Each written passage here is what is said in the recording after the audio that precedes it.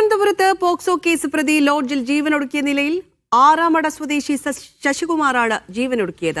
Poojappura police എടുത്ത കേസിൽ ഇയാൾ ഒളിവിലായിരുന്നു. മരണത്തിൽ കഴക്കൂട്ടം പോലീസ് കേസെടുത്തു. സനിസ ശോഭ ചന്ദ്രൻ ചേരുന്നുണ്ട് വാർത്തയുടെ വിശദാംശങ്ങൾ നൽകാൻ. തിരുവനന്തപുരത്ത് നിന്ന് സനിസ, എന്താണ് വിവരങ്ങൾ? ഭാരതി, പൂജപ്പുര സ്റ്റേഷനിലെ പോക്സോ കേസ് പ്രതിയായിരുന്ന ആറാമട സ്വദേശി ശശികുമാറാണ് ഈ തരത്തിൽ ജീവനൊടുക്കിയത്.